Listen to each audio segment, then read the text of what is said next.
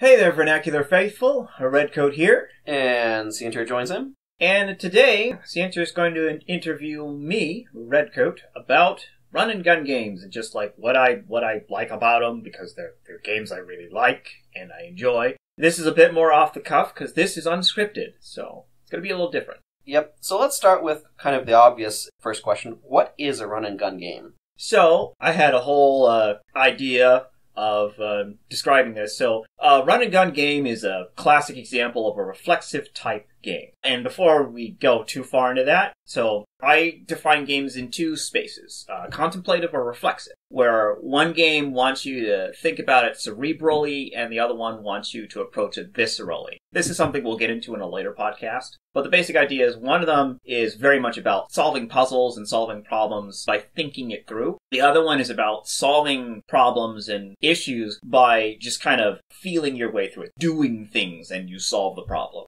Okay, so back to a run-and-gun game. You said it's a reflexive, sort of visceral experience. Can you describe what that experience is like? Yeah, so basically it's in the name of the genre, right? You run forward and you shoot things. So, it's basically a platformer with a gun attached to it. Okay. And one of the other things that defines this, because I don't count Mega Man as a run-and-gun game, although you do go forward and you shoot. But it's kind of about the pacing of the presentation. Okay, so you'd say Metroid also isn't a run-and-gun game. Yeah, no, I wouldn't call Metroid a run-and-gun game.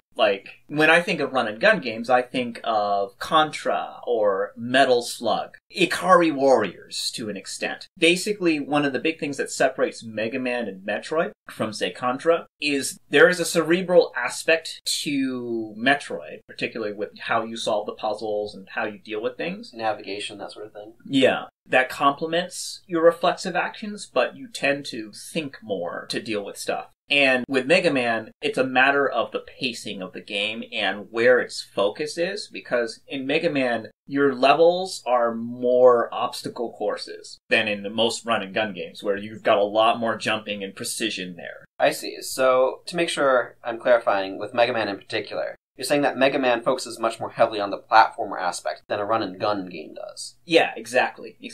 Okay. With that, would you say then that a run-and-gun game, rather than focusing on platforming as obstacles, focuses more on the enemies as obstacles? Yeah, that would definitely be the thing. The stuff that really changes up your play is the enemies that come at you, because they define what it is you need to dodge, and they also define what you need to do to defeat them. Okay, so speaking of defeating enemies, what sort of weapons do you usually encounter in a run-and-gun game? Yeah, so this is the second part of the title. Guns.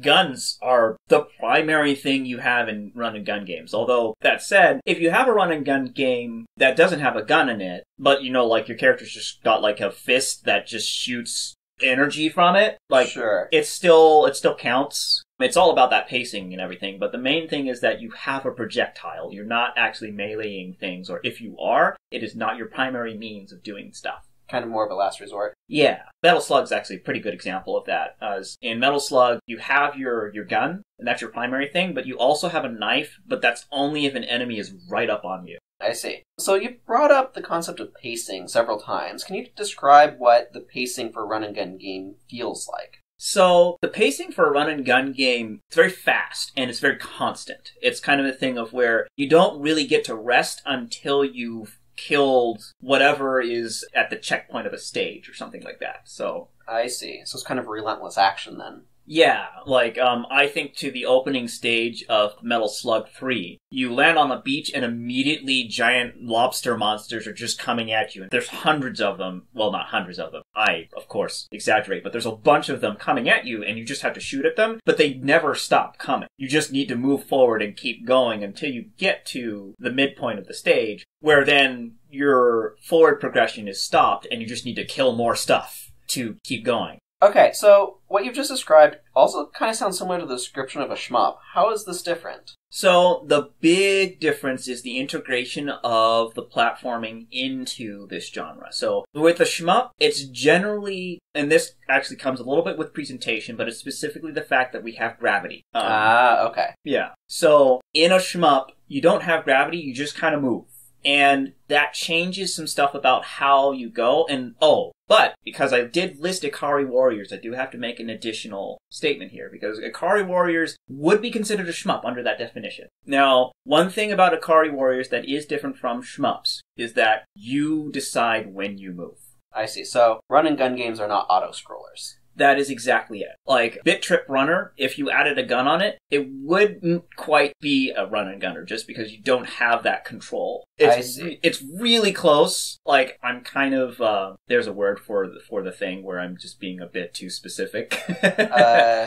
Pedantic? Pulling hairs, but yes, also being pedantic. Pedantically pulling hairs. But yeah, if someone told me that you put a gun on the Bit Trip Runner character, but the game ran in basically the same manner, where the main thing that you were doing was jumping and ducking as you were moving forward, I wouldn't call it a run and gunner. I see. So here's another question. Is Shadow the Hedgehog a run and gunner? Oh my gosh. Do we have to?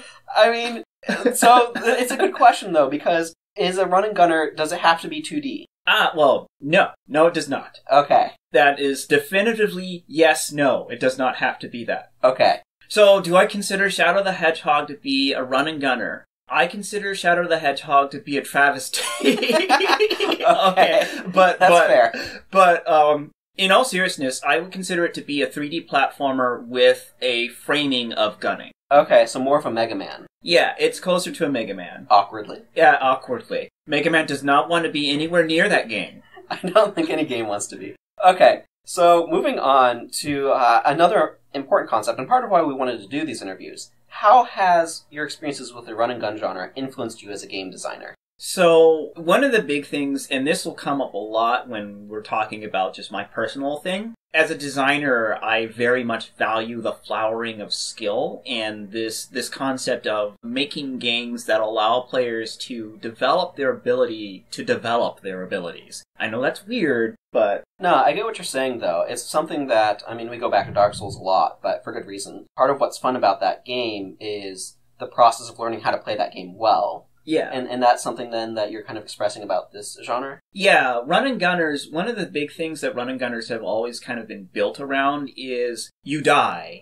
a lot in those games. Like, there's really no way around it. The first time you play through a run and gunner, you're probably not going to beat the first level. You might not even get past the first section of the level. Now, that isn't necessarily to say that hardness is the most important part of those games. Sure. But the big thing about those games is that every time you play through it, you learn a new thing about how the stage works, and you also learn a new thing about how you can approach the stage. And the games always have a very fundamental thing where you don't have that many new tools to use. So any particular situation you run into, solving it isn't so much as, oh, I have that thing, I have the solve, so we're all good. You have to develop your reflexes, develop your situational recognition, and develop your understanding of the stage itself. I see. So there's, from what you said, it sounds like there's one part sort of half memorizing the stage so you know what's coming up, so you can kind of be prepared for it. And then another part is being aware of what your tools are and knowing them well enough to understand how to apply them in new situations. Exactly.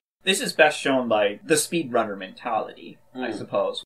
Granted, when I say all this, I do have a particular, I guess the word is, I dislike the concept of making something completely rote, where, everything comes in one way, but I mean, that just comes with the fact that most run-and-gun games are not procedurally generated, and Lord help you as soon as somebody comes up with one that really, really functions well. To come back to it, with a run-and-gun genre, the things that I really like about it is the fact that there is a lot of development of skill throughout it, and there's this idea that when you're pushing through any particular stage of it, you're learning new things about the enemies, you're learning new things about your weapons. There's usually one or two gimmicks in a stage. If you're playing Metal Slug in particular, there's always like one cool little thing that is new to the stage that you're learning about. But at the end of the day, you're using the base skills that you have at the start of the game to get all the way to the end of it. And the only thing that changes is you. Okay, so kind of tying this back into the game designer aspect, these things that these games do with how you have to learn how to use the tools that you have and learn how the enemies behave, and to some extent learn how things happen in the stage, potential little gimmicks and stuff, and that whole learning process. How have specifically like the run and gunner way of doing those things influenced your game design philosophy? Okay, so the run and gunner way of doing these things is tough love. It's basically they throw it at you and you're like, okay, you have to deal with it. You have the tools. It's influenced me a little bit because, on the one hand, while I appreciate the games for the fact that you do need to learn, that there is this learning process that goes through it and you feel really good when you're good at it, there is this highlighted point of, like, when you start these games, you don't know how to win. Usually. Like, they'll, Metal Slug, thankfully, at the very start, they'll say, mash this button to shoot! Like, they have the intro promo, as I remember seeing those games in the arcades, and they have the thing. Of course. And be like, it's Tarma! Because that's the main character's name. And he's on the screen! And they show the button being mashed, and it's like, do this to shoot! And Tarma's shooting as he's doing it. But, that's only the surface of really getting into playing the games, and when you're unleashed upon the Metal Slug world, it immediately considers you as more of an intermediate player than necessarily a beginner player. So waves of enemies are just coming at you, and you're expected to just do it. I see, a little bit in media res in a sort of mechanical way. Yeah, mechanical media res. I like that term. But yeah, definitely. So it's influenced me in the fact that I know that not everyone is capable of starting there. I think a lot of players and developers kind of take that for granted. I see. So, in some regards, you want to make sure that the learning curve starts in a place where people can actually start on it. Yeah, exactly. Okay. Is there anything else you particularly want to add to any of this? Or? Not really. Metal Slug 3 is probably my contender for the best designed run-and-gun game ever. Or at least it's the best looking one, to be sure. That's the only other thing I have to say on this. Alrighty. So that sounds like it's a conclusion then. So thank you for joining me then, RedCoat. And until next time, this is Ciantier, signing off. And this is RedCoat, signing off. Play the games you want to play, boyos.